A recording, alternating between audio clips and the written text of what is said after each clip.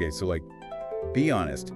Have you ever like started working on your New Year's resolutions and kind of immediately you're just like, I should be so much further along by now? It's so easy to put pressure on ourselves to be constantly like, evolving and growing. It's no wonder we feel that way. Totally. But what if this like gap between where we are and that like ideal version of ourselves, what if it's not a setback, but like essential to the whole journey?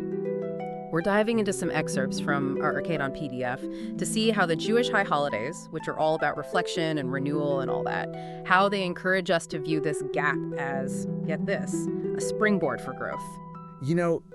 There's this really beautiful concept in Jewish tradition that emphasizes this whole idea of like always striving, always reaching. And it's like right there at the forefront during the high holidays, right? Imagine like kicking off your New Year's resolutions with a prayer that's basically acknowledging where you fall short. Right. That's basically what we do with the Celestial prayers. This one line always gets to me. To you, O Lord, belongs righteousness, and to us belongs shamefacedness.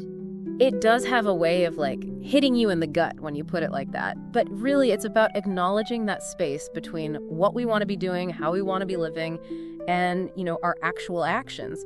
This prayer, it's not about guilt-tripping yourself. It's about recognizing that there's always room for us to grow. It's like instead of beating ourselves up, we're using that reflection to say, okay, how can I move forward from here? Exactly. And the text uses a really powerful story to drive this point home. The story of Joseph and Potiphar's wife from the Talmud. Oh, man.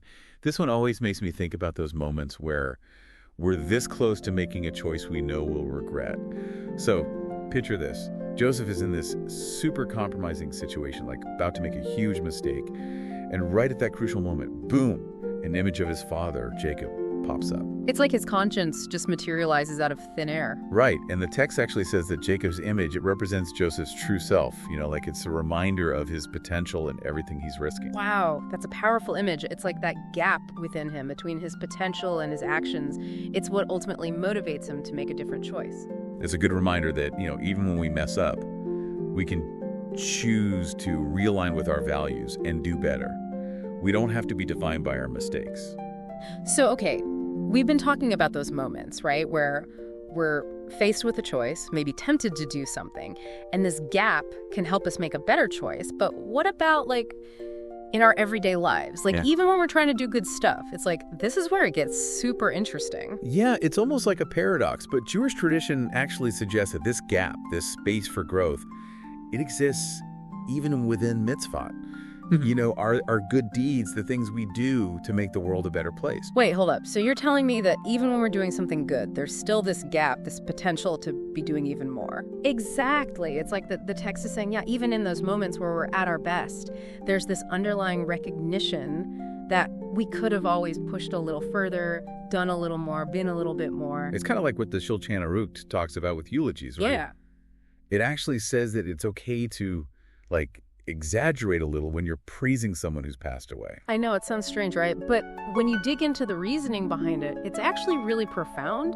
It's not about being dishonest. It's more about recognizing that incredible potential for good that exists within each of us, this wellspring of goodness that we can always tap into even more. So it's like saying, yeah, this person was amazing, they did so much good, but even they were capable of even more. Exactly. And that recognition, it's not meant to make us feel guilty or like we're not doing enough. It's about inspiring us, motivating us to keep reaching higher.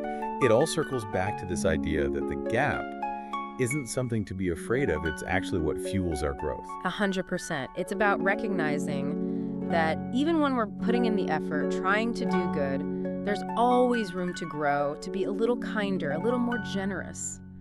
Think about it this way. When was the last time you went out of your way for someone, did something nice? Could you have given even a little bit more in that moment? It's not about beating ourselves up for what we didn't do. It's about using that awareness as an opportunity to expand our capacity for good. That's it. That continual striving, pushing ourselves to be better, that's where the real meaning lies. It's not about reaching some finish line. It's about the journey, So we've been talking about this gap, right?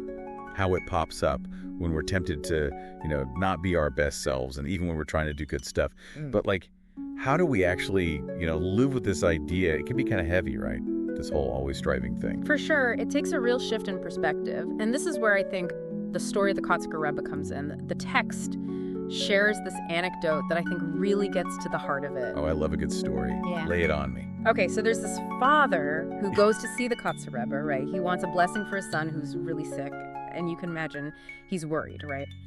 So he's telling the Rebbe all about his son, how devoted he is to his studies, praising how much progress he's made. And the Rebbe, in his signature style, just looks at the father and asks, is this all he learned? Whoa.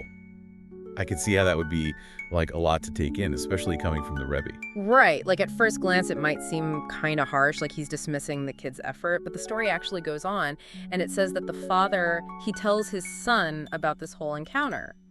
And the son, well, he had a completely different take on it. I'm guessing the son was a little less thrown by the Rebbe's question. Yeah, totally. He connects it to this story from the Talmud, right? About this rabbi who's told that he hasn't even reached, get this, half the level of honor that his own mother deserves. And the rabbi, he's not offended by this at all. Like, he's actually inspired by it, by the idea that there's always so much more to strive for. So it's like the second you think you've peaked, that you've learned it all, that there's nothing left to achieve, well, that's it, right? Journey over. And that's kind of the depressing thought, don't you think? Exactly. The whole point is that it's the reaching, that constant learning and growing that gives our lives meaning. It's the journey, not the destination. Man, the Kotzker Rebbe, he wasn't being critical at all, was he? Hey. He was sneaking in like a life lesson, disguised as this simple question. Exactly. Like a little nudge to look beyond what we've already done and see the potential for growth that's still there. It's about embracing the entire journey, gap and all. This has been, wow, such an insightful deep dive. It's like, it's not about being perfect, right? It's about being open to that space between where we are now and where we can be. And there's no better time to reflect on that than the high holidays, right? Don't get stuck just repenting for, the not so great stuff. Think about the good you could be doing, Push yourself to be more giving, kinder, even if you think you're already doing enough. Because there's always more to give, always ways to grow. Always. Always. Remember, the journey itself, that's the real destination.